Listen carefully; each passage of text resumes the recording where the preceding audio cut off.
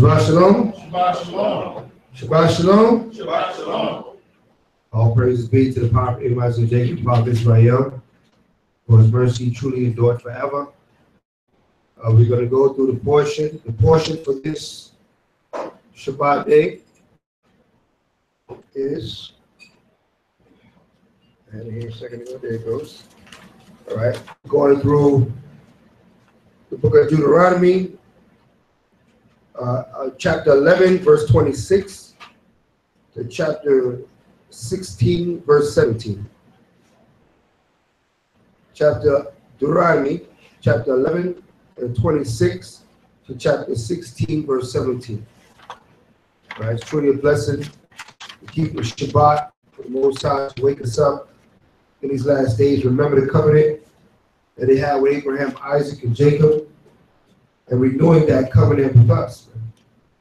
We are the children of the renewed covenant, right? And we are preparing ourselves for the second coming of Mashiach Yahushua. You know, the signs are out there. We see what's happening in the kingdom that we live in, how it is falling apart. And it's falling apart because it can't be two kings on the same throne. One king has to be dethroned. And right now, Esau and his influence over this earth is being taken down, being taken out of the way, so that the righteous can rule. Okay? When the righteous rule, the people shall rejoice. So we're going to be a blessing to ourselves, as well as all those that get in line and follow after the instructions of the children of Israel. And those that don't, well, like our King of Mashiach Yahushua said, bring them before me and what? And slay them, right? That's what the scriptures say. Right? You're not going to hear that one in Sunday church, but we're going to get it today. So let's get Colossians 3, verse 17. Let's open up the word of Yah. Hallelujah. Hallelujah.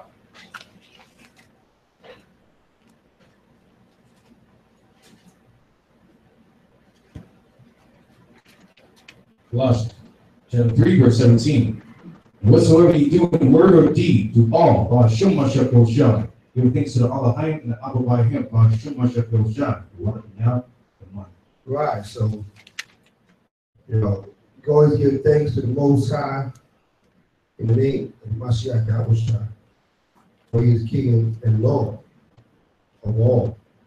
Okay, and you know, keeping these Sabbaths is a sign between us and the Most High that we are returning. You know what I mean? So the more of our people really keeping a Sabbath, not as 7-day Adventists or not as you know, in these religions that so happen to join together on the Sabbath day, but really keeping the Sabbath as the children of Israel. You know, that shows that we're coming close to the Most High once again. Give me Exodus 31, verse 12. Exodus 31, verse 12.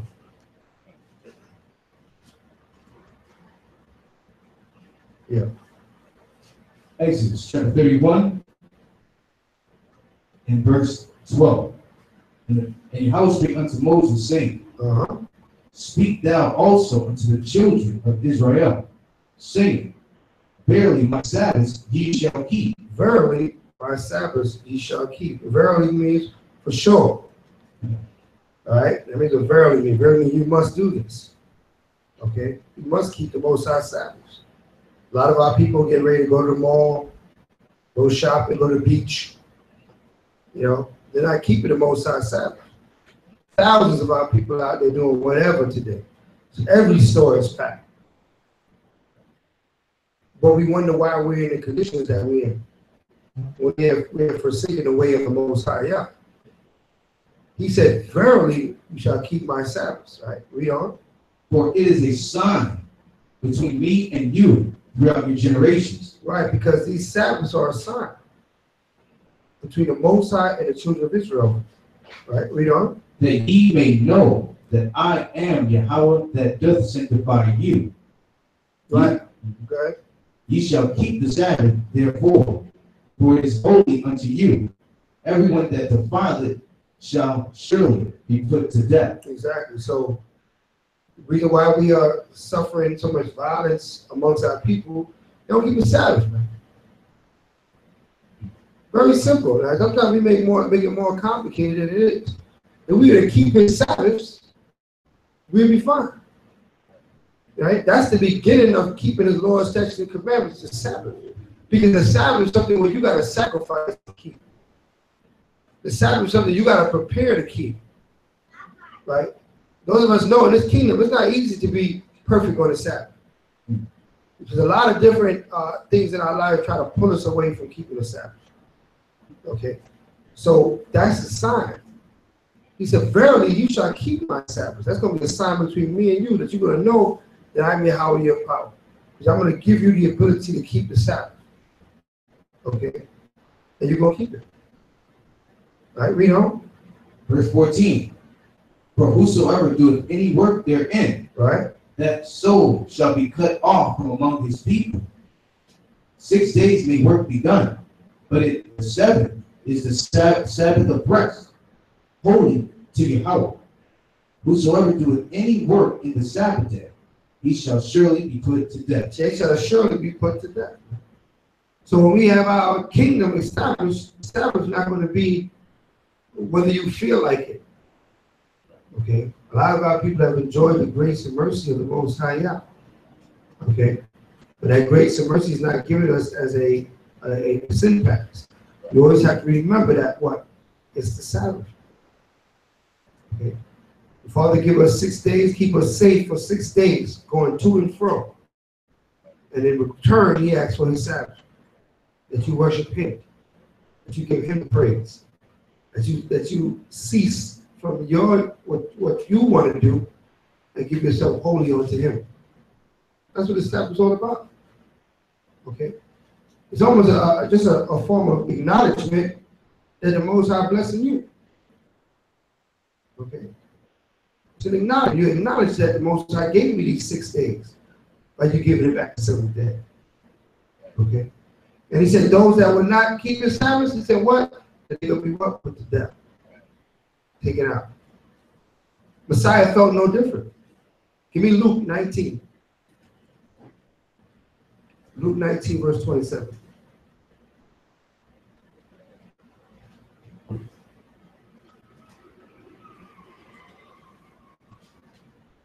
Luke chapter 19, verse 27. But those, mine enemies. My what? Mine enemies. So what would be the enemy of Yahweh? How would you be an enemy to him? What would make you an enemy? Yeah? That's right. That's right. The Most High called those that follow his way and had faith in him his friends. Right? To be his enemy means that what? You turn your back on the things of your house. Remember, he only came to do his Father's will. So you turn your back on the things of your Father, then what? You are an enemy to the Most High. You're against, right? The word enemy means you're against. If you say, the Most High said keep the Sabbath, and you're against the keeping of the Sabbath, you're an enemy. Right. Okay? We try to sugarcoat things, but either you with it or you're against it. And if you're against it, then you're an enemy. Can you go from being an enemy to a friend? Absolutely. A lot of us were enemies to the Most High unaware. Right? And some of us were enemies to the Most High aware. But didn't have self-control or whatever the reason be. But we used to be enemies, but now we're friends. You might have people in your life that you might have had a problem with. And now y'all the best of friends, y'all good. Because there was something between y'all, y'all worked it out, and then now y'all good. Okay? Same way with the Most High. There was something between us. What separated us from the Most High? Right? Hold that. Where were you at in Luke? Give me Isaiah 59. Sin. Verse 2.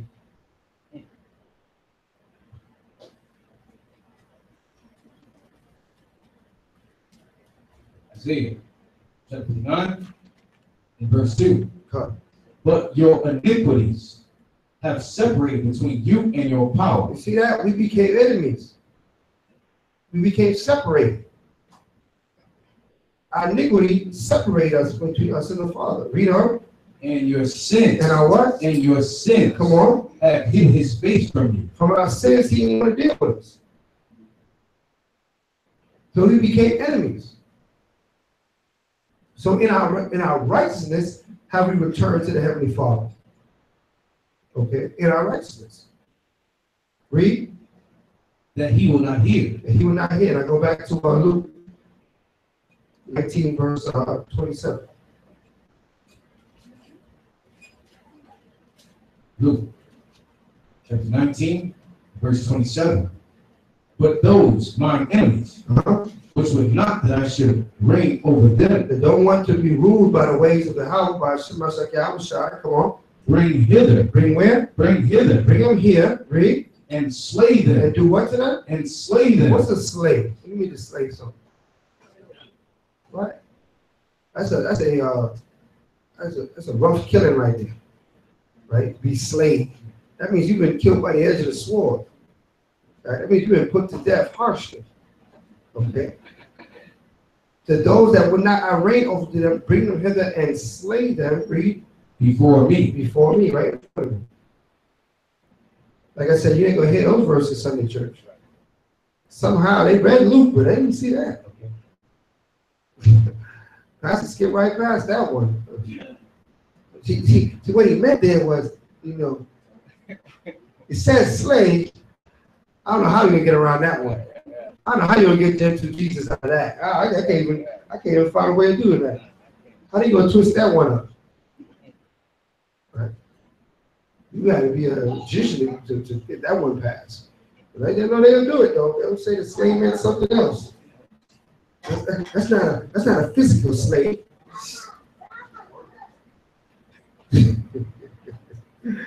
Read on. Verse 28. And when he had thus spoken, he went before, ascending up to Jerusalem. Mm-hmm. And it came to pass, when he was come nigh to Bethpage and Bethany, at the mount called the Mount of Olives, he sent two of his disciples, saying, Go ye into the village over against you, in the which at your entering ye shall find a colt tied, whereon yet never man sat. Loose him and bring him hither. Right, so he's getting prepared to come into the land, riding on, fulfill the prophecy that he'll be riding on a donkey. All right, so, but just understand that right before he went to go into the land, he let them know, listen, they're going to be slain before me. They're going to be destroyed. So we keeping these Sabbaths is a blessing. It's a sign that we are coming close to the Father yet again. We got to go out there and teach our people to keep the Sabbath. Right? In keeping the Sabbath, all the other laws are going to start to become a lot more in reach to obtain and to follow. But you start out with our Sabbath, man. You read our history, anytime we got freedom out of captivity, and we got a chair, what do? We built the altar, we kept the Sabbath. Okay? In the time of the Maccabees, we were hiding in caves trying to keep the Sabbath. They were trying to kill us for keeping the Sabbath. And we were hiding and keeping the Sabbath. Because we understood how important that was. All right, so this is not a leisure day. It's not a day to do whatever you I gotta go to church today. They got church today? Let me see if they got church today. Let me see if they're gonna have Sabbath service.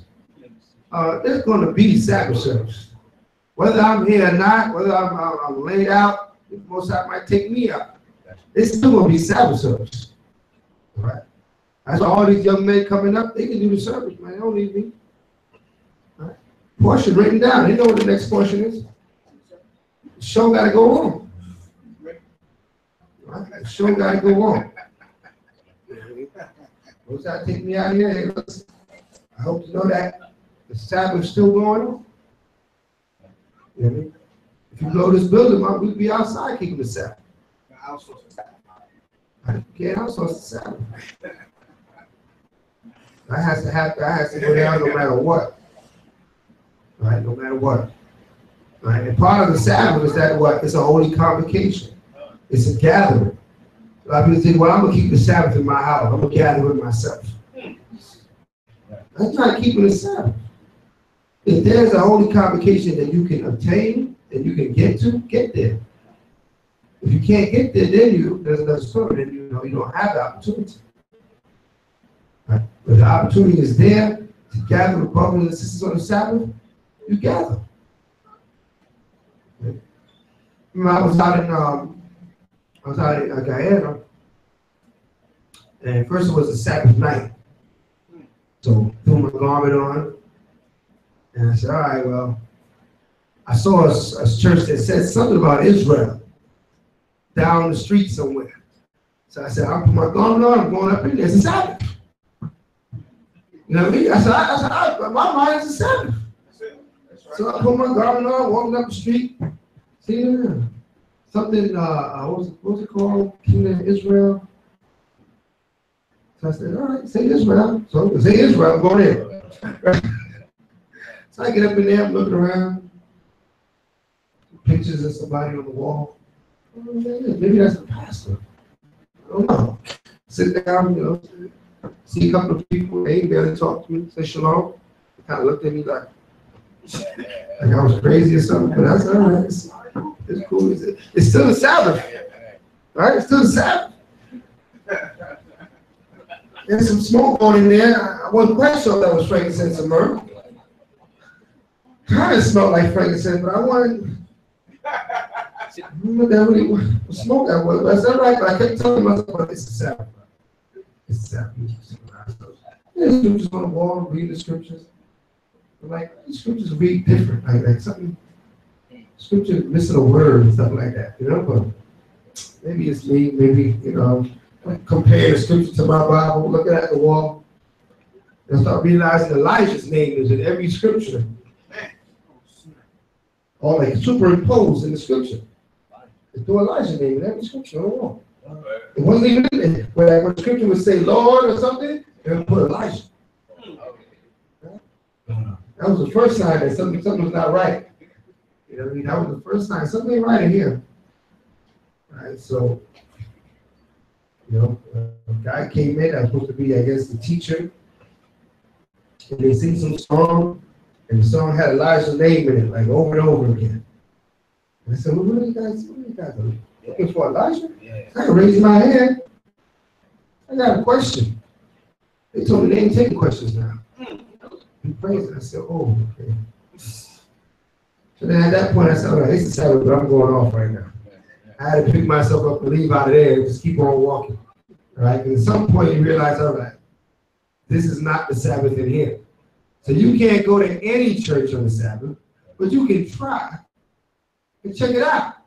If you see it ain't right, just kind of picking stuff up. You know what I mean? Make sure you kick the dust and you leave in the door, and you keep it moving. All right? Now, by the time they wanted to hear instruction, I gave it to them. They didn't want to hear what I had to say. All right? They're looking at me strange already because I got fringes on, right? On the Sabbath. So now, that's Friday night Sabbath. So the Saturday Sabbath come, I said, man, listen, I got to get some Sabbath. So, with myself and the Nath daughter, went out to another Sabbath service in the country, out in I think it was called East Rutherford, or something like that. Some area called East Rutherford or something, where they were holding Sabbath. Now these brothers out there, they don't know about the Mashiach. They Old Testament, right. But at least they keep it Sabbath. At least we're going into the Torah. At least when I read, it says what they said it said. I said, all right, I'm okay. I can grow with these brothers, these sisters. So I kept Sabbath there. But the understanding of the more of the story is that no matter where you are, when the Sabbath comes, it's still the Sabbath. And you should be looking to what? Convocate. If you can't find a convocation, make one. Okay? Tell the people, right, let's open up the scriptures. Right?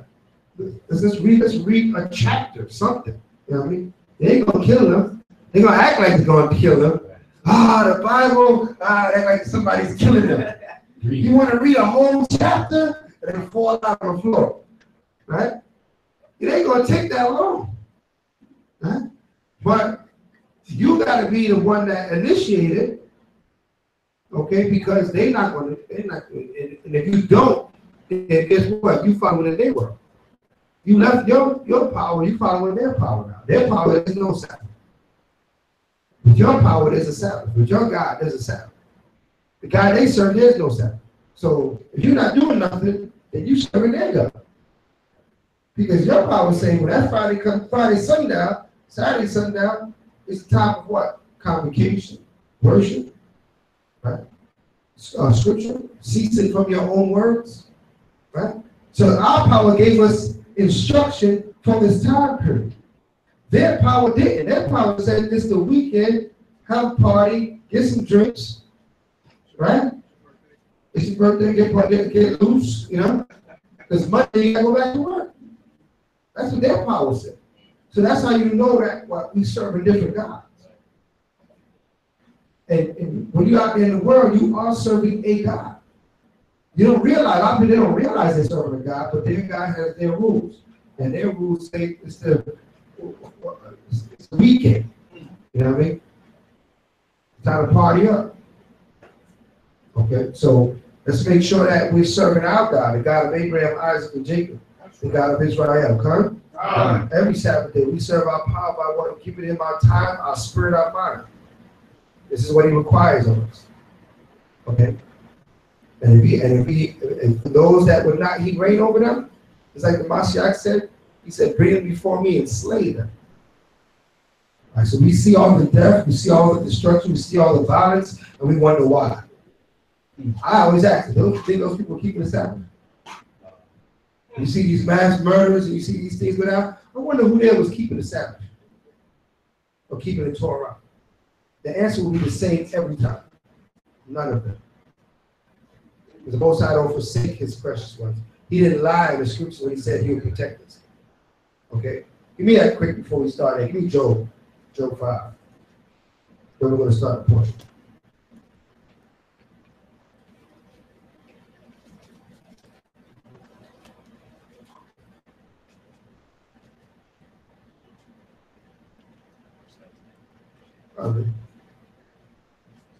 In 6 troubles? Yeah. Job chapter 5, verse 19. Right.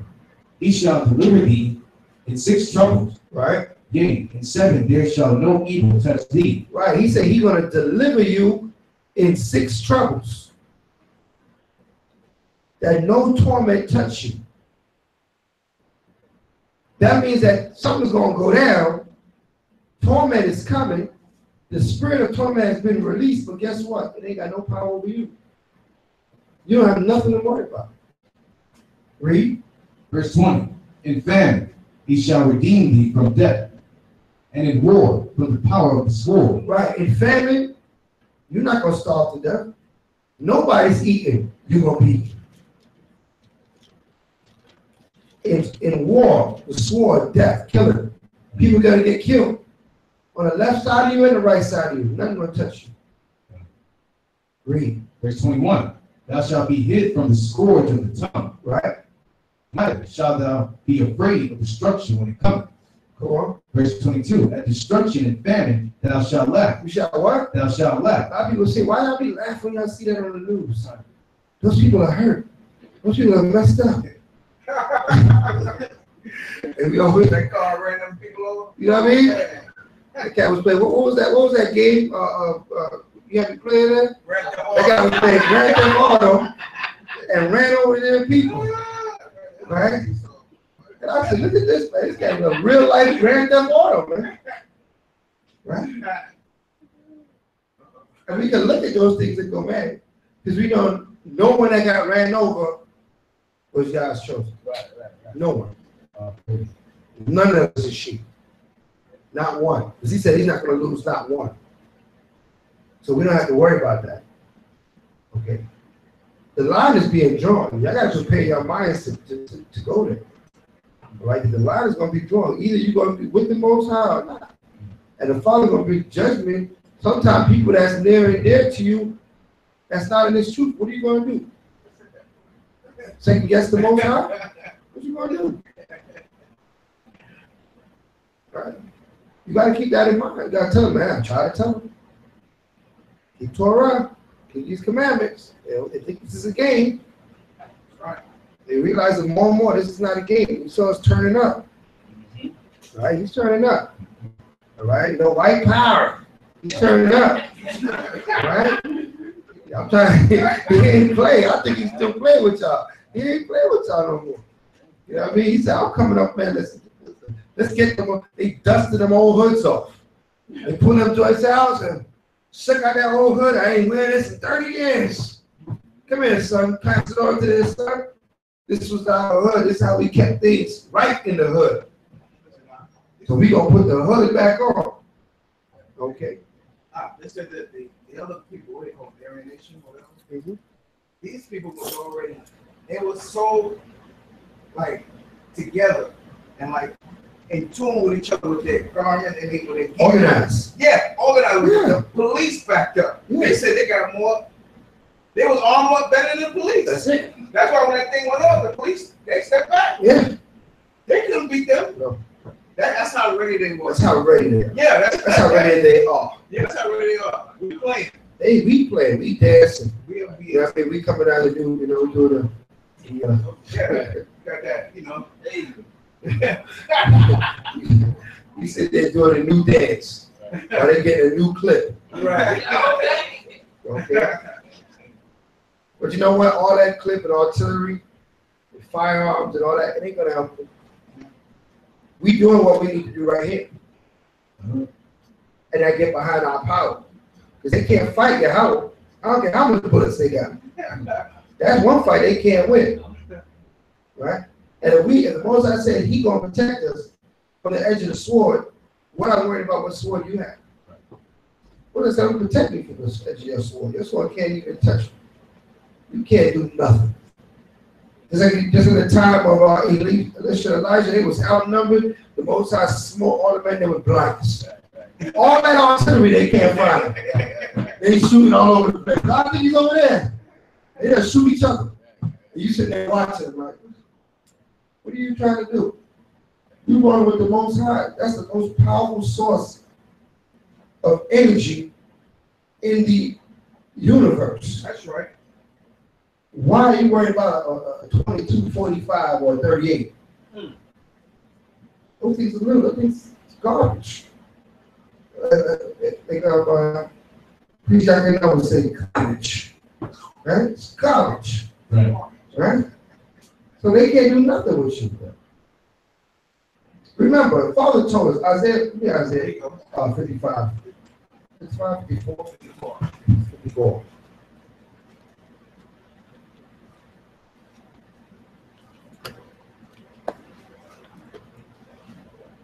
We'll read it before we are. Yeah, 17. Yeah, 54, 17.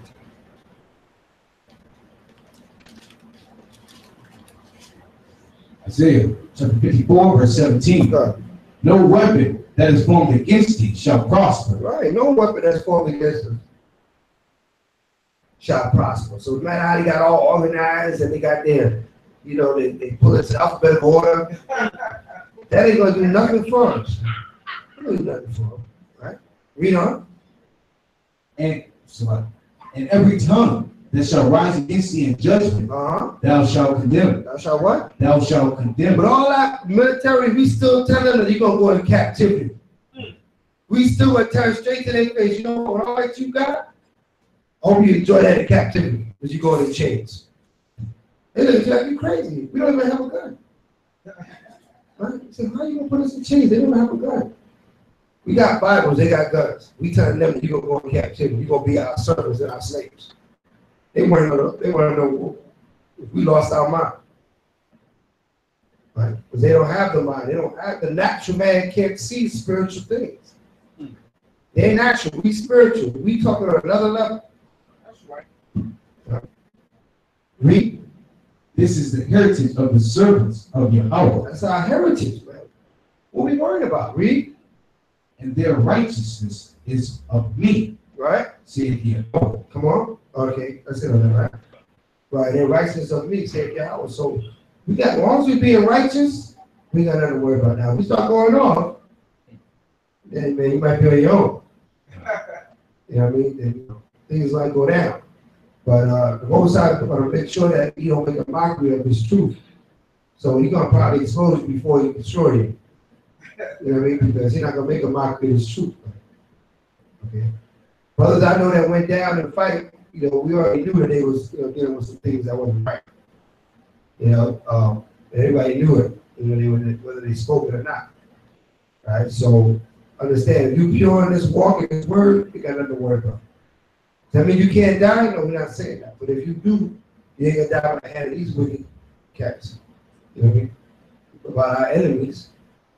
Most High take you because he want to talk to you personally. You might have to go back up. You might have to want to see you. Right? But if that's not the case, then we're gonna ride. Okay. Thus saith the Most High. So where we at before we go here? I think Job, 5th chapter. We finish that? 5th chapter. Go back to Job 5. Finish that.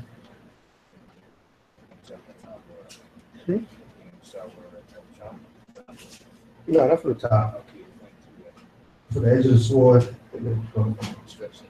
Yeah. Job chapter 5, verse 22. Yeah. At destruction and famine thou shalt laugh. Right, so we laughing, man. We laugh. We see these things go down. We see standoffs that's gonna go down. Police and the KKK and the militia's gonna come out the woodworks. The white power, all that gonna start riling up. We're gonna laugh at it.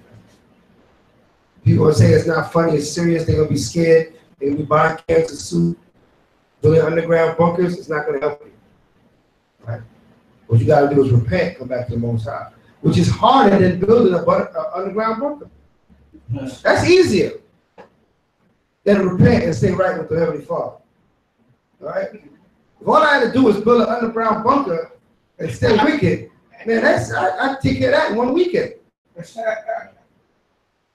Right? But to do this work, this is a lifelong journey. To stay right is a test every day. Every day you're under the test. Right? Come on. Right. Read. Verse 22. Neither shalt thou be afraid of the beasts of the earth. Right? But thou shalt be in league with the stones of the field. Come on. And the beasts of the field shall be at peace with thee. That's right. Neither the beasts will come against us. Okay?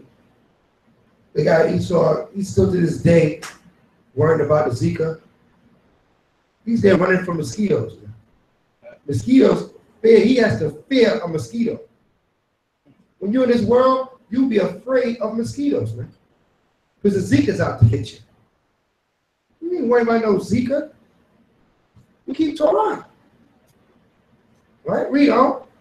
Verse 24. And thou shalt know. That's like the smallest beast out there. Because of these damn mosquitoes. Right? Kill like 1.7. Kill some people. Like 1.2, 1.34, something like that every year. The Zika? No, mosquito. Kill people? Yeah. Because that many people, yeah. How do they kill them without the Zika? How else does the Zika still kill you? Like malaria. Yeah. Malaria is the other one. Malaria was like the first Zika. What's the other one? I'm saying right now, that's like the most popular right now out there. But they even want to take out the most people. The smallest little, you can barely see them. Right? Unless you go to the islands, then I don't know. They got steroids out there. Like birds. Is that a mosquito? Is that a bird? Is that a butterfly? Serious, man. That's dangerous. Right? Mosquitoes with muscles. Right? But reality of it is, it's one of the most smallest creatures. But look how it can create such havoc. 1.5 million people getting killed by mosquito bite every year. Think about that. That's how powerful the Most High is. That he can take his smallest creature and take you out. Take your whole army. He can take the whole army out with some locusts. Or something so simple. Take the airplane fleet out with a pack of birds, man. Drop that jet right out of the sky with a pack of birds. That's it. Keep the kids out the land with hornets. Bees took them out the land. How do you fight against a power that's so great? You can't. As we went over last night, he said, I'll not meet thee as a man, man. He's coming all different ways. Coming all different ways. You can't stop it. So better you get with this, get on the bus before you get hit by it. Get our people right. We continue in righteousness. So let's get into this portion. All praise be to the Father, and Jacob. Let's Deuteronomy 11:26.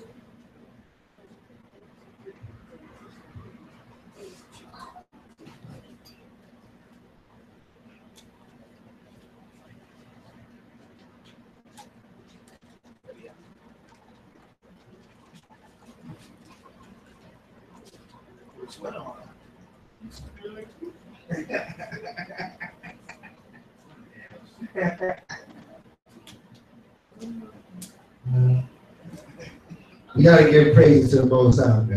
Last week we was in here at a slow roast. I smelled like chicken roasted, corned beef. Now we all nice and cool and relaxed. Let's get the Most High hand. Hallelujah. Between last week and this week, we repaired the central ear and replaced the other AC in the back. So this is why it feels a whole lot cooler, and we did so with you all donations, which is really says a lot for the congregation and the children of Israel. Throughout everybody that contributed and used donations, because without the donations we can't keep the space running. All right, so all praise be to the Most High, for sending you all. Keep us cool. All right, but right now we doing all right because it's like 100 degrees outside, and it's just feeling real nice in here right now. All praises. For those that be watching online because you say it's too hot in there, it ain't hot in here right now. That's right. You're supposed to be up in here. All right, let's try to enjoy your couch. Get your couch, come to the service. All right, all praises. All right. So let's get Deuteronomy 11, verse 26. Deuteronomy chapter 11, verse 26. Behold, I set before you this day a blessing and a curse. Wow. I mean, that's it right there. You can't go no further, you can't go past that. The Father said he set before us the blessing and the curse. How do we get the blessing? How do we get the curse? Break the law. There it is. It's your blessing. It's your curse. You choose what you want to do. All right, read on. Verse 27. A blessing if you obey the commandments of Yahweh your power, which I command you this day. Right. And a curse if you will not obey the commandments of Yahweh your power, but turn aside out of the way which I command you this day. I mean, that is so straightforward. You know what I mean? Everybody want to be blessed. How you doing today? I'm blessed. Highly favored. God is good. God is good all the time. I know that's right. Why did he say that when I got crushed that car?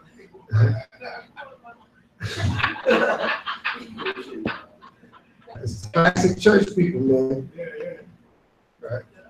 But he laid before all of us the blessing and the curse. And if you're not keeping the laws, you're in the curse. And you don't even realize it. You don't even realize it. A lot of our people don't realize we're in captivity. We tell them we're in captivity right now because like we're crazy. I'm not in no captivity. I can go where I want to go. You'll find out. Try to go where you're not supposed to go. Or where they don't want you to go. Then you find out you're in captivity. You can't go anywhere you want to go. You go anywhere you want to go within this box. Read on. Verse 27. Okay, verse 28. And a curse if you will not obey the commandments of Yahweh your power, but turn aside out of the way which I command you this day, to go after other powers which you have not known. Right. And that's the key, man. Going after not going after the other powers. When you're not following Yahweh, you following another power. There is no neutral. There's no time when you're following no power. Even atheists, they believe in the God of atheism. Okay? They say they don't believe in no God. They believe in science. Well, science is your God. Because you believe in something. Everybody believes in something. We are creatures that have been created. So we must believe in some sort of something. We had to come from somewhere. We believe in the Big Bang Theory. An explosion happened and you jump in the scene. Whatever the case may be, you believe that, then that's what you believe. That's your God. So when it says other gods, other powers, that's what it's talking about. Any pattern of belief that's contrary to what the scriptures say. Right? You know? Verse 29. And it shall come to pass, when Yahweh thy power hath brought thee unto the land whither thou goest to possess it, thou shalt put the blessing upon Mount Gerizim, and the curse upon Mount Ebal. Mm-hmm. Are they not on the other side of Jordan, by the way where the sun goeth down, in the land of the Canaanites, which dwelt the champaign over against Jiggle, beside the plain of Morah? Mm-hmm. For ye shall pass over Jordan to go in to possess the land which Yahweh your power giveth you, and ye shall possess it, and dwell therein, and ye shall observe to do all the statutes and judgments which I set before you this day. Mm-hmm. Deuteronomy chapter 12, verse 1. These are the statutes and judgments which ye shall observe to do in the land which Yahweh was the Most High of thy fathers giveth thee to possess it, all the days that ye live upon the earth. Ye shall utterly destroy all the places wherein the nations which ye shall possess serve their gods, upon the high mountains and upon the hills and under every green tree. Right. So every altar, every mosque, every temple, every grove that the nations serve their gods need to be destroyed. Because we need to have no other power but Yahweh being uplifted. And that's the same way we move today. We don't see no other symbolism or anything else in here that would not be of Yahweh. Okay? Because that's the only true power. Okay, we don't mesh with other religions and other, cultures. We stick with one that comes from the Heavenly Father. Yeah. That's how it should be in your homes. You shouldn't have pictures of Buddha and, oh, but I like the way the statue looks. You find out it's some African god, some crazy Shaka Zulu god or something like that. And they're trying to say these things because I see these things. They say, oh, that's a mask. That's a this, that's a that. Like, listen, that wouldn't be in my house. I don't know who that is and why you're looking at me. I wouldn't want that in my house whatsoever. It got to be of Yah. If it's not of Yah, it ain't going up. Right? We can have symbolism. We can have pictures. We can have artifacts in our homes. Like some people, they're afraid of graven images. But graven images are images that were made, what? For worship. Okay? Images that are made for worship, that you don't want to put up on high. False images that were made for worship, like this here. If this guy's on your wall, that's a graven image. It's just made for worship, made to be worshipped. All right? This should never be on the wall or anywhere. Right? Right. It's only used for edification purposes. Other than that, you get thrown down back in the back of the pot. Okay? Because the Father doesn't want us to uplift anything but Him. Remember, we serve a jealous power, Kurt. He told us He's jealous. So when somebody's jealous, they don't want you to deal with nobody else. They don't give no conversation or nothing. Because they are their jealous power. Okay. All right, read on. Verse 3. Deuteronomy chapter 12, verse 3. Ye shall overthrow their altars and break their pillars, and burn their groves with fire. Right? He shall hew down the graven images of their powers. Right. Hew down the graven images of their power. Read on. And destroy the names of them out of that place. And just kill the name. You see the name written down somewhere. Erase the name. Right. Hold that and give me 1 Corinthians 10:5. 2 Corinthians 10:5. 2 Corinthians 10:5. I'm going to show you how nothing has changed. What he had told us to do when we come into the land of Canaan to establish righteousness, we still got to do that. Read.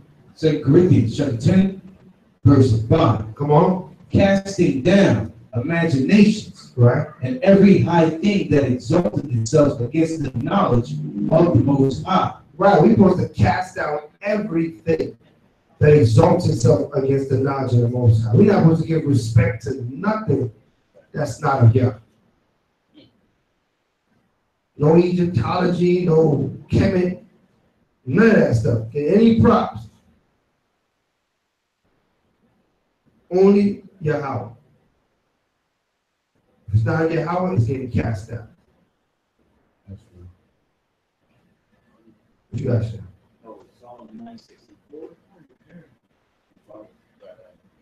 Yeah, Psalm 964, all the guys are items. Yeah, with that. Psalm 96, 4 and 5.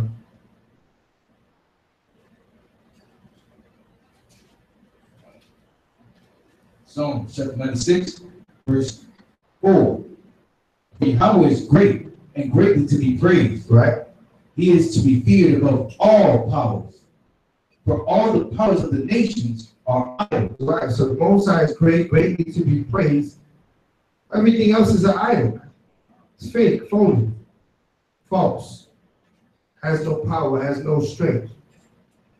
The only power in these guys got, these fake guys got, the Most High didn't give it the power. Power still goes back to Yahweh. Yahweh's power for everything, good and evil. Read. Verse 5. For all the powers of the nations are idols. But Yahweh made the heavens. Yeah. But Yahweh made the heavens. Right, but Yahweh made the heavens. Okay, so we don't want to give no credit, no homage, no regard to any culture. You see what they do. What you're going to realize, even when you go through history, is that a lot of these cultures that get respect, when you go deep into their history, you realize they get their stuff from Israel, from our forefathers, from way back in the day. A lot of people give the Orientals a lot of credit. The Orientals have a lot of old remedies and things because they have not moved. They've been in that land from the time of Moab and Ammon. They're still in that land. So imagine that you're rooted in that you never moved, that your kingdom grew thousands and thousands of years, and you're still in the same land. So of course you're gonna have what? Connection to your roots. We don't have that. Why? Because we were moved all over the place. So we don't have a connection to our root. Our root is back in Jerusalem. But we spent 1,500 years in Africa. We've been here since what? The 1500s. So how are we are disconnected from our root, from our heritage? Okay, this is why we look at these other cultures and be like, oh man, they got all this herbs for this and herbs for that, and they know this and they know. Listen, we would know that too. Had we still been in our land and our root and where we come from. But because of how our journey was, because of our sin, and when we had to bounce around this earth, now we disconnected. We got to go back now to Elam and Ishmael and Moab for their herbs and stuff that we probably taught them about.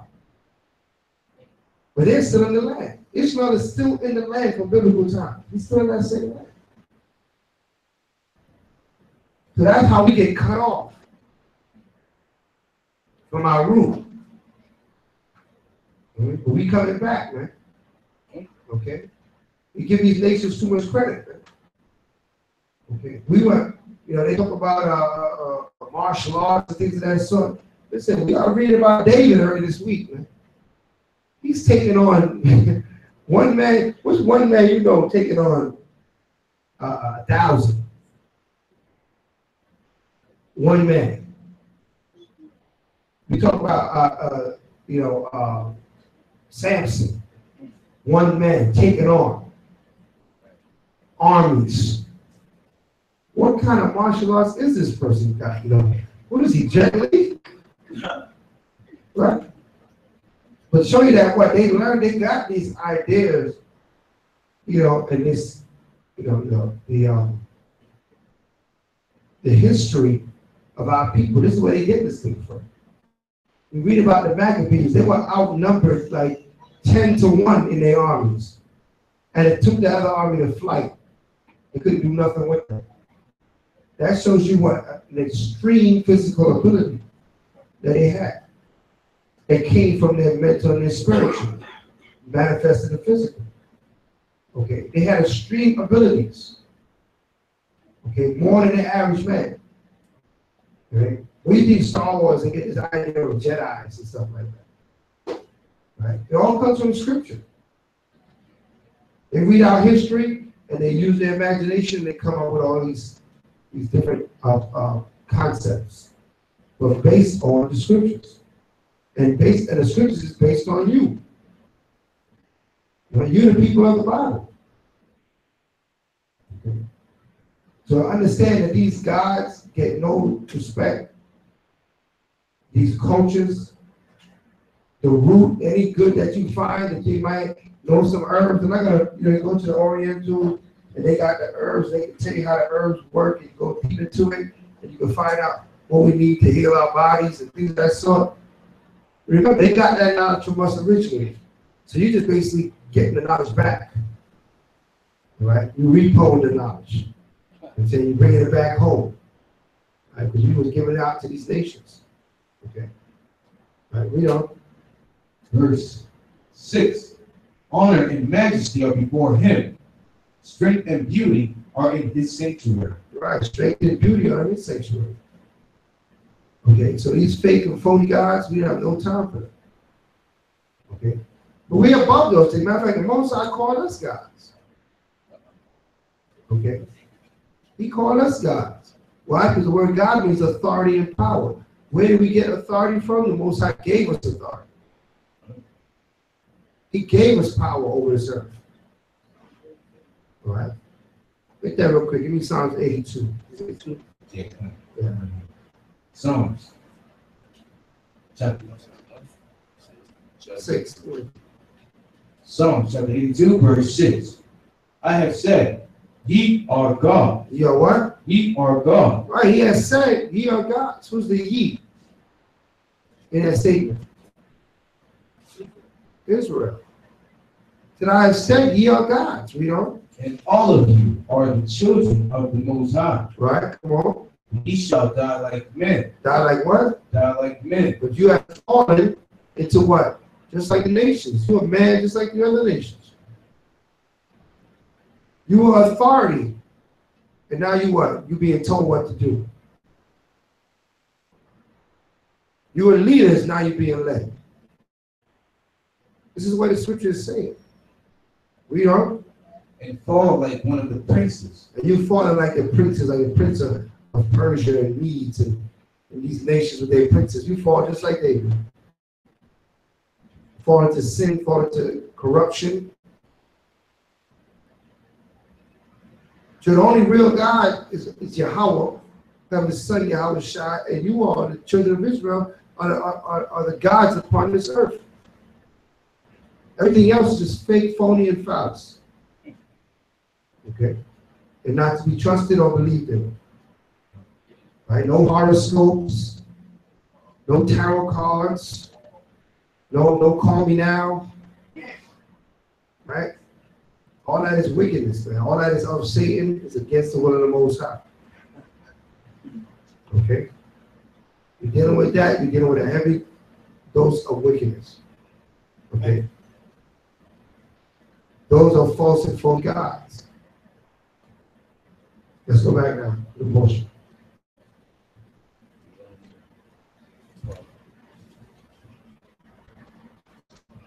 You had like 11 and 30? Or 12, 12. Deuteronomy chapter 12, verse 4. Ye shall not do so unto Yahweh your power, but unto the place which Yahweh your power shall choose out of all your tribes to put his name there, even unto his habitation shall ye seek.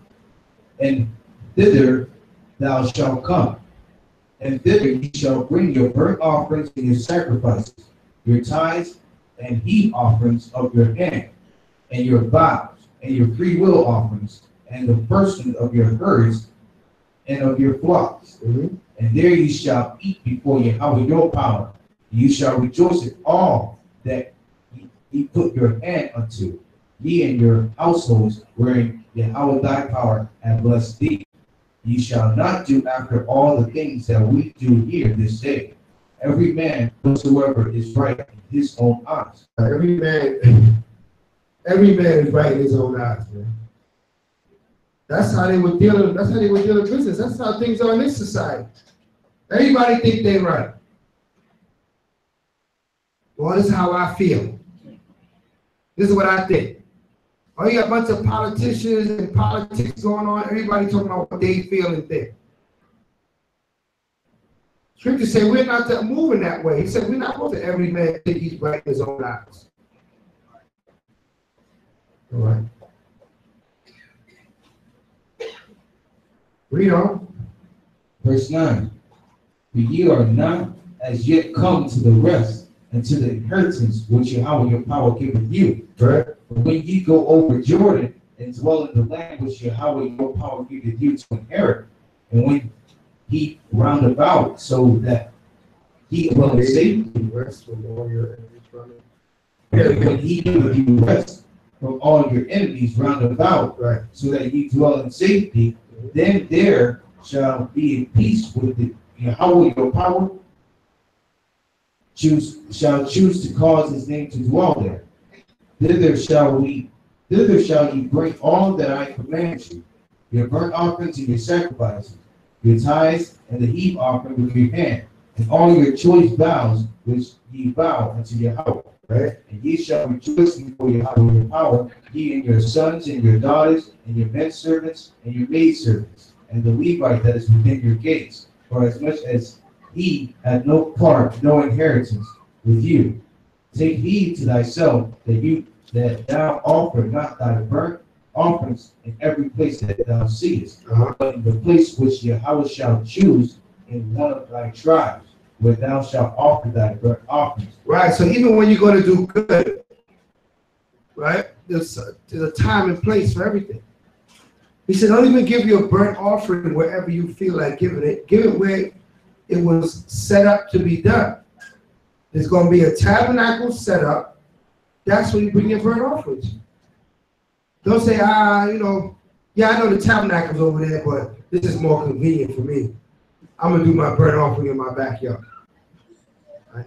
That's how our people think, and we still think that way. We always learn how to do things, we're going to do it our own way. Okay. That mentality is something we got to fight against. Because you really can't fully unify if everybody is thinking they're right in their own eyes. The only way you can truly unify is when we all, the scripture said, we all got saying the same thing. Okay. Get that. Was it 1 Corinthians 1 and 10? Get 1 Corinthians 1 and 10.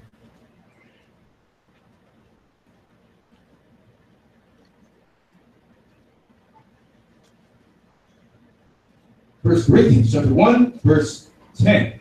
Now I beseech you, brethren, by the name of our other one, Mashiach Yahushua, that ye all speak the same thing. Right, we all speak the same thing. Okay. And nobody's doing their own thing. Yeah, the Bible say that, but this is the way we do it over here.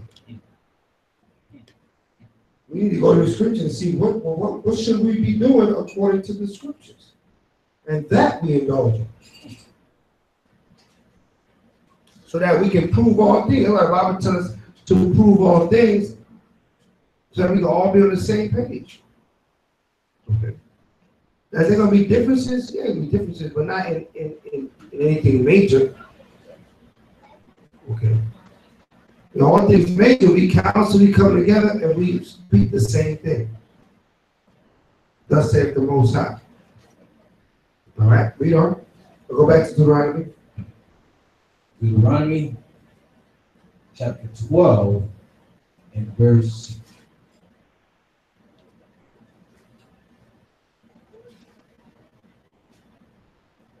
13, 14. Deuteronomy chapter 12, verse 14. But in the place which Yahweh shall choose in one of thy tribes, there thou shalt offer thy burnt offerings, and there thou shalt do all that I commanded. Notwithstanding, thou mayest kill and eat flesh in all thy gates. Whatsoever thou soul lusted after, according to the blessing of Yahweh thy power, which he hath given thee, the unclean and the clean may eat thereof, and as of the roebuck and as of the hart. Only ye shall not eat the blood. Ye shall pour it upon the earth as water. Thou mayest not eat within thy gates the tithe of the corn or thy wine. So let's look at this, because I'm going to read this and get confused.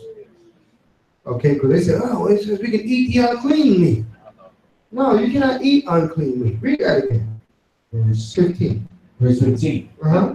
Notwithstanding, thou mayest kill and eat flesh in all thy gates. Yeah, you can kill and eat meat in all your gates. Read on. Whatsoever thy soul lusted after. Whatever you want to eat. Right? Read on. According to the blessing of Yahweh thy power. According to the blessing of Yahweh thy power. How we get blessed again?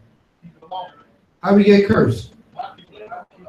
All right, so you can eat whatever you want to eat according to the blessing. According to what? The law. What is clean?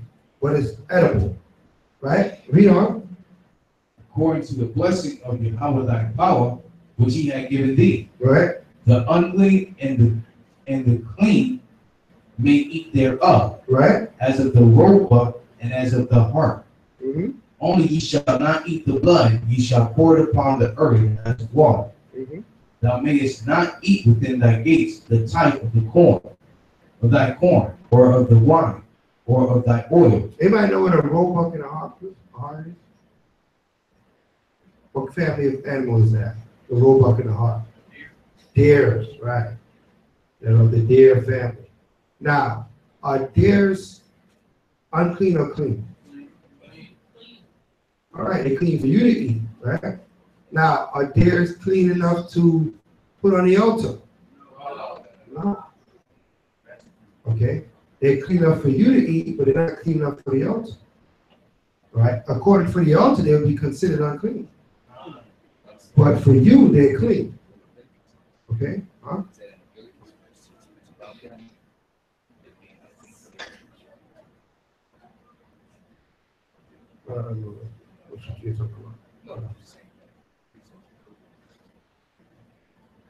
Yeah, the priest will tell you what to put on the altar. He'll say that's what's there on there. Yeah, bullock and sheep and goats and who's the list? You can't put it there. All right. Read on. Verse 16 again. Verse 16. Only ye shall not eat the blood. Right, you can't eat the blood. You can never eat the blood. Read on. You shall pour it upon the earth as water. Read. Thou mayest not eat within thy gates the tithe of the corn, or thy wine, or of thy oil, or the firstling of thy herds, or thy flock, nor any of thy vows which thou vowest, nor thy freewill offerings or heat offerings of thy hand. Right, so what does it say? You cannot eat what you're supposed to you're supposed to what? Tithe to the Levites. You can't eat it. You gotta give it to them. Okay? You eating the first of the corn. Who's the first of the corn supposed to go to? Who's going to Levi? You're going off. Okay? So you can't eat that. Your first of your flocks. You're like, yeah, you know what? I'm gonna give him the second one. Because this first one looks too good. Right? You're going off, you're breaking the commandment of the Most High. You gotta give him the first. Okay. Read on. Verse 18, but thou must eat them before Yahweh thy power in the place which Yahweh thy power shall choose. Thou and thy servant and thy maidservant, Thou and thy son, thou and thy son, and thy daughter, and thy manservant, and thy maidservant, and the Levite that is within thy gate. And thou shalt rejoice before Yahweh thy power in all that thou puttest thy hands unto. Take heed to thyself that thou forsake not the Levite as long as thou livest upon the earth. Right. And Yahweh thy power shall enlarge thy border as he hath promised thee, and thou shalt say, I will eat flesh, because thy soul longeth to eat flesh. Thou mayest eat flesh, whatsoever thy soul lusteth after. Right. If the place which Yahweh thy power hath chosen to put his name there be too far from thee, then thou shalt kill of thy herds and of thy flock which Yahweh hath given thee, as I have commanded thee, and thou shalt eat in thy gates whatsoever thy soul lusteth after. Right. Even as the roebuck and the hart is eaten, so thou shalt eat them. The unclean and the clean shall eat of them alike. Right. Only be sure that thou eat not the blood, for the blood is the life, and thou mayest not eat the life with the flesh. Thou shalt not eat it, thou shalt pour it upon the earth as water. Right. So the clarity here is the robot of the deer family can be eaten. Okay. Right. It's just your soul lusted active. It's too far to carry it to the temple to be blessed, and eat it in their place. Okay. So he's giving us instruction on time when it comes time to bring forth our oblations or wherever our Levites are. In case maybe we don't have a local Levite, and you got to travel all the way to Jerusalem, then you can eat of it in your area. Okay. So these are laws that were set up that we would always look to give our offering before we would indulge in our flocks or our herds.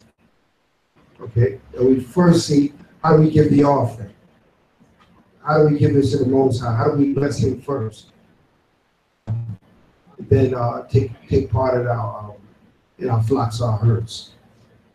Right, you know. Verse 25. Thou shalt not eat it, that it may go well with thee, and with thy children after thee. And thou shalt do that which is right in the sight of the Most High.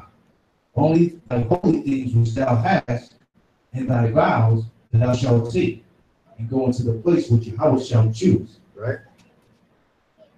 Verse 27. And thou shalt offer thy burnt offerings and the flesh, the flesh and the blood, upon the altar of Yahweh thy power, and the blood of thy sacrifices shall be poured out upon the altar of Yahweh thy power, and thou shalt eat the flesh. Observe and hear all these words which I command thee, that it may go well with thee, and with thy children after thee forever.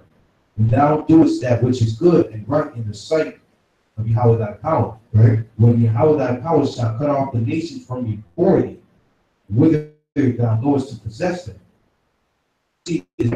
and dwellest in their land, take heed to thyself, that thou be not snared by following them, after that they be destroyed from before thee, and that thou inquire not after their gods, saying, how did these nations serve their gods? Even so will I do likewise. Right. So we don't need to know. How these nations serve their gods? Oh, what do they do over there to their God? Oh, they there's so much of this society's traditions that come from pagan worship of God. Okay. Which is the God that they bake the cakes to? Is that true? Huh? No, they bake the cakes too. Huh? I'm not sure if it's right.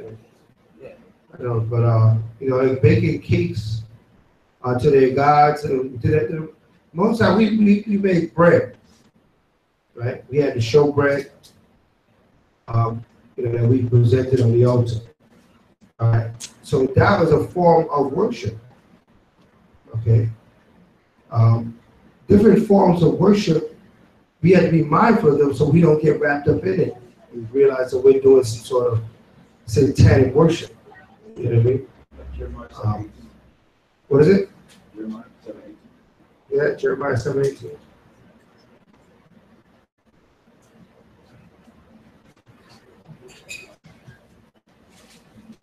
A lot of traditions. Right? Jeremiah chapter 7, verse 18. Uh-huh. The children gathered wood, and the fathers kindled the fire, and the women knit their dough to make cakes to the Queen of Heaven. Yeah, that's right. To make cakes to the Queen of Heaven. So we got to make sure we're not baking cakes on these holidays. That whole Christmas birthday cake thing. That's where it comes from, right? We have a birthday. They swear they gotta have a cake. Why do you feel like you have to have a cake, right? What does you being born have to do with a cake? Okay, you gotta think about that for a second. You get that tradition from what? From these gods worship, from the society. It's based on worshiping gods. Okay. Oh, I gotta have a birthday cake. Right. What? No cake? So back in the day, somebody, all right, yeah, we'll get together for your birthday. You looking around, I don't see no cake. Where's my cake? You felt like you had to have it. Why did you feel like you had to have it? Because you learned the precepts of men, the traditions of men that are based on worshiping of gods, of false deities. That's a worship of the false deity. Okay, we have birthday. We observe our birthday by blessing the Most High. He's the only one that did anything on that day. What do you do? Huh? What did you do? Did you birth yourself? No. The Most High allows you to come out the matrix. The Most High blessed you with life. All right? The Most High blessed your mother with pains to bring you forth. Okay? So everybody working but you want to get celebrated. Your father went through headaches on that day. Right? So whoever, everybody that worked, you did nothing but came into the world.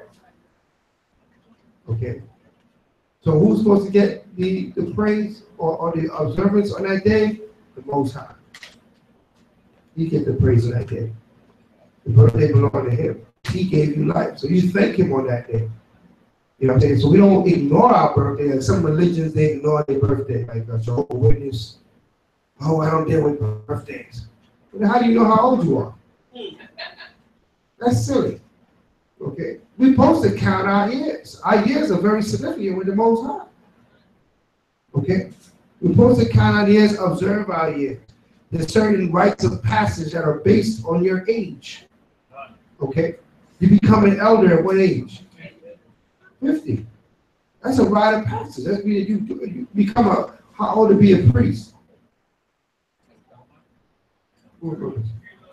Not amongst the Levites. Well, it's all amongst the Levites too, but 20, was it? 20 to become a man. Huh? No. But you're going to prophesy. I know they counted them. I know they 30. But there was some families that they started at 25. But it was 30. Exactly. 30. That's when your age to establish your priesthood. Okay, that you are considered a full age priest at 30. You went from 30 to 50 and you retired. Okay, so you put 20 years in. After you hit 50, what do you teach? You teach the young priests coming up. to do that work. Right? 20 to enter the army, right? To have a family, to have children, things of that sort. Okay. So our birthdays are very significant. The years that we have on this earth, as long as we are counting them and observing them, we can observe them. But don't think that it's a me day, it's all about me. Like you have your own personal holiday. Right? No, it's not all about you. I mean, we're going to bless the Most High. We're going to thank the Most High for giving us you. Right? And we'll be thankful that you're here. You know what I mean?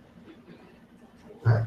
Now, when it comes to, I'll be like, what about the gifts? The gift given? Well, when a baby was born, gifts was given. Remember, in this society, they had baby showers before the baby was born. It wasn't like that. It's when the child was born, everybody brought the gift to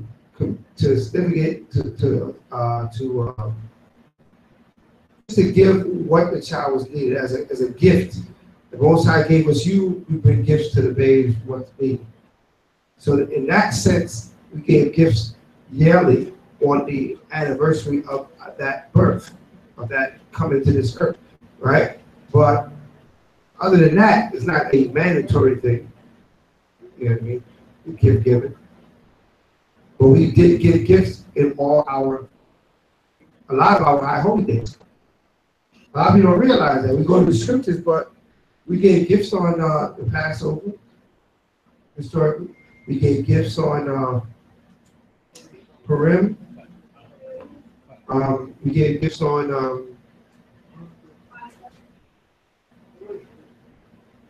not really Hanukkah. That's something that, again, that's another tradition that was kind of engrafted into Hanukkah, but it really was to replace Christmas. Because Hanukkah would come around Christmas time, so they started giving gifts for Hanukkah, but historically, we didn't give gifts on that. It was Purim that we gave gifts on. Okay? So these are all things you learn as we dive deep into our history. You say, okay, we didn't do these things. So the understanding is what? We observe the birthday, but we don't get into the cake and candles and the wish list. You know what I mean? And we don't get into all that extra stuff. We ask the Most High to bless you and keep you and continue to give you life. And you personally, on your birthday, should be thanking the Most High for life. For the gift that he gave how many years ago, depending on your age. You know? Right, so that's the understanding, maybe somebody needed some clarity on birthdays. I don't know why we're talking about birthdays. But let's get back into the portion.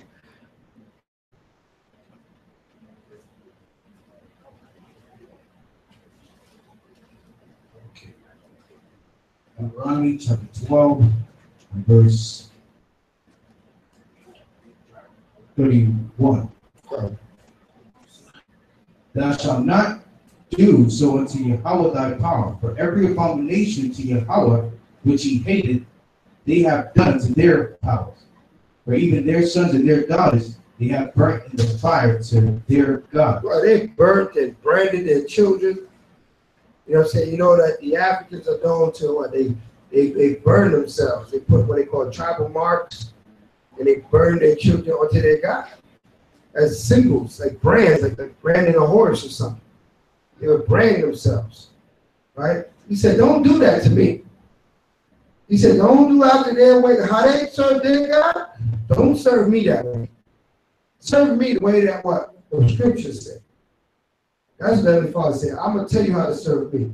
And I don't require you burning yourself or branding yourself or putting yourself in some fire or passing. And they had the East Indians used to walk over the fiery coals or toss their children through the fire or something like that.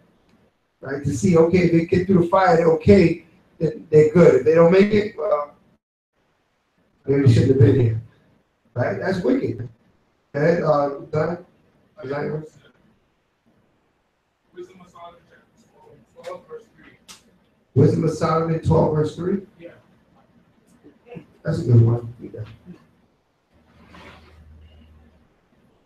Oh, you got that.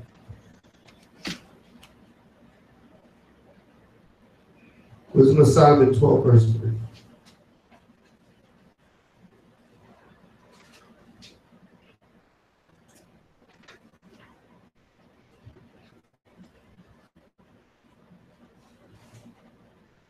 Wisdom of Solomon, chapter 12 and verse 3.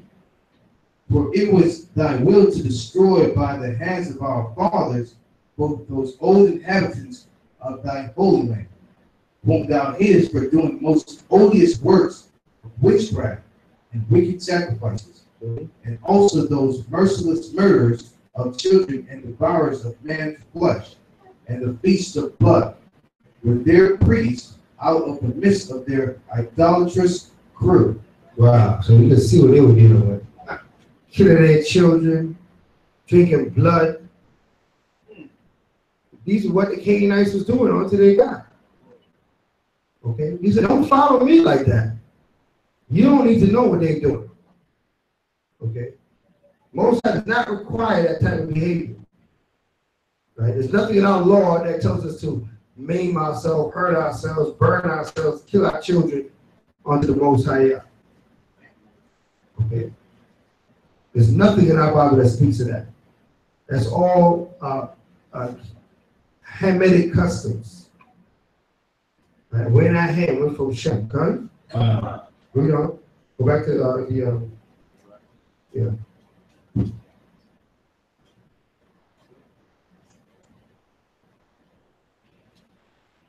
Deuteronomy chapter 12, verse 31 again. verse 31. Thou shalt not do so unto Yahweh thy power. For every abomination to Yahweh which he hated have they done unto their powers. Right. For even their sons and their daughters they have burnt in the fire to their powers. What things soever I command you, observe to do it. Thou shalt not add thereto, nor diminish from it. Right. So don't add nothing and don't take nothing away. Whatever I told you to do, keep the commandments as they are written. Okay? And that's what we do. We follow the Lord as it is written. We're not going to add to it. We're not going to take away. We're not going to say, well, we don't got to do that. But we have to understand it. Okay? Chapter 13, verse 1. Deuteronomy chapter 13, verse 1. If there arise among you a prophet or a dreamer of dreams, and giveth thee a sign or a wonder, Come on. and the sign or the wonder came to pass, whereof he spake unto thee, saying, let us go after other powers, which thou hast not known, and let us serve them. Come on. Thou shalt not hearken unto the words of that prophet. Right. You shall not hearken unto the words of that prophet. Talk about I had a dream. Okay. We know of a prophet of our day and age that had a dream. Was that dream of the Most High? His dream was what? We all get together. The white boys, white black girls, hand in hand. We see what that got us. Right? We further jacked up in the spirit because of this. Okay? We're not to believe that dream of dreams. Okay? Hold that, give me Isaiah.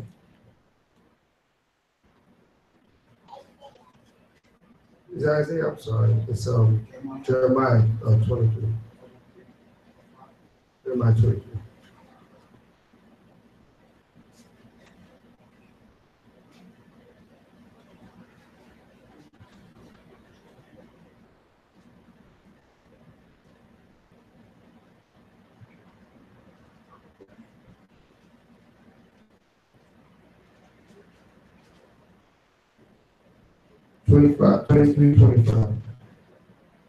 Jeremiah chapter 23, verse 25.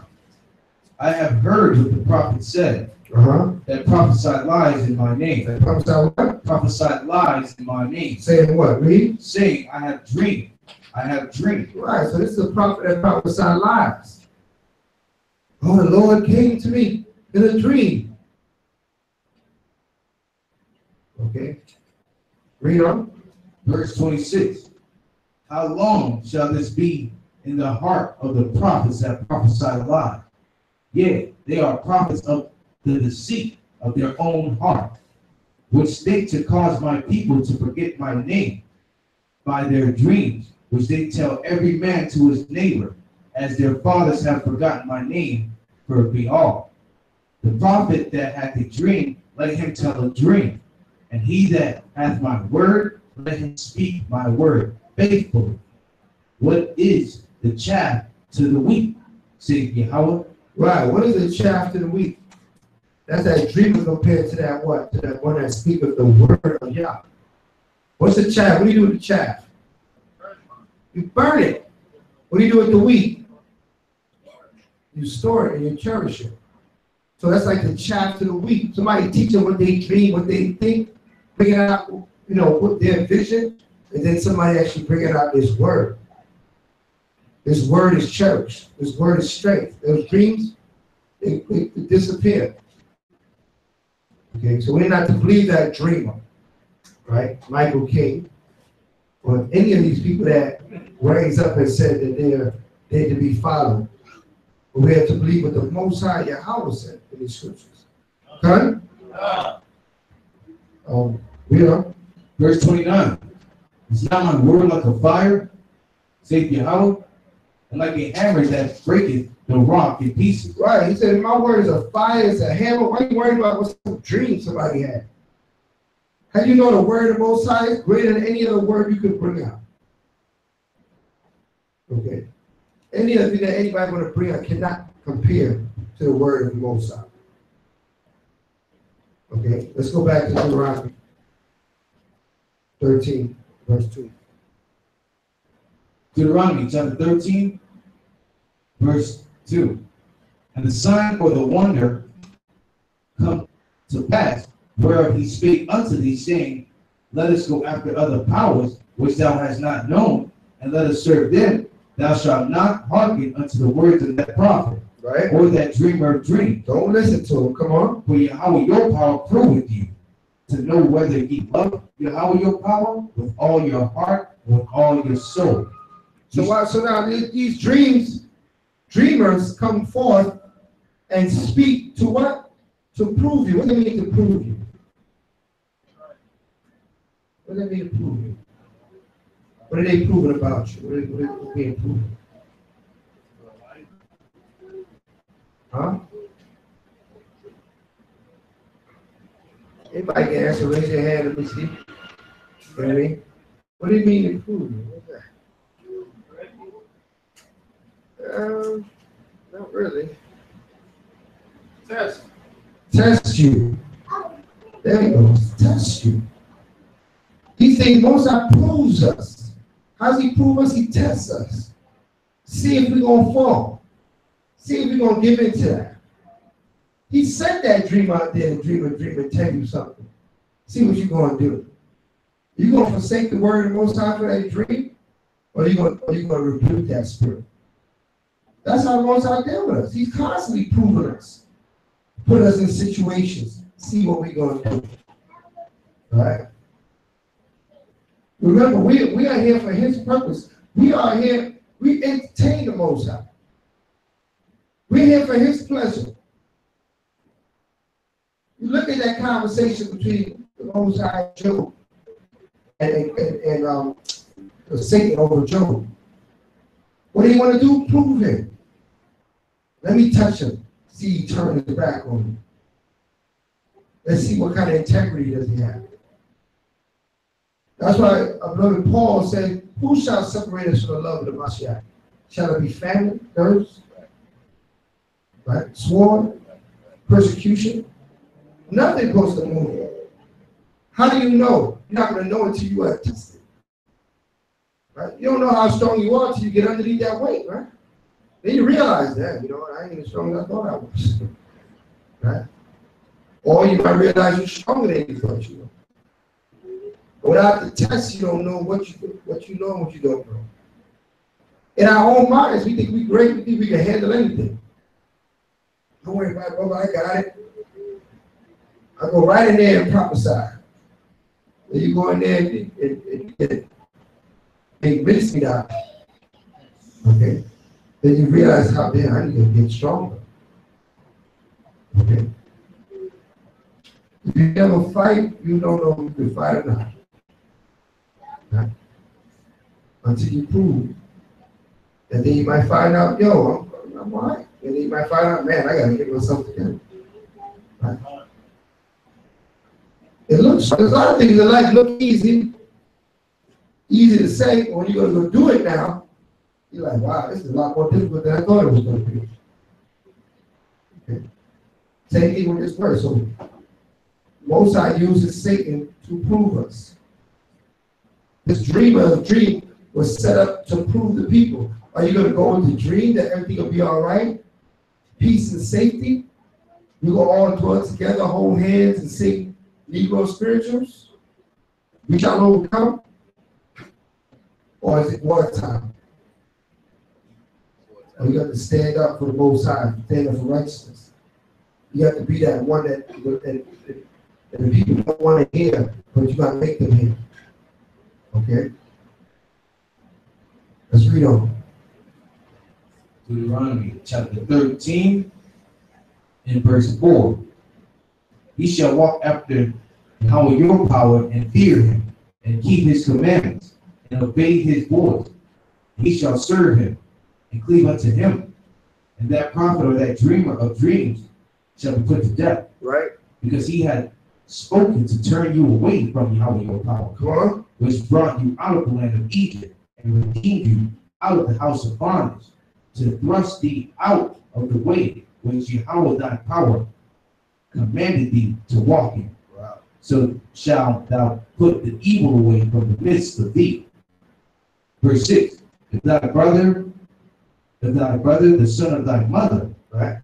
or thy son, or thy daughter, or the wife of thy bosom, or thy friend, which is as thine own soul, entice thee secretly, saying, Right.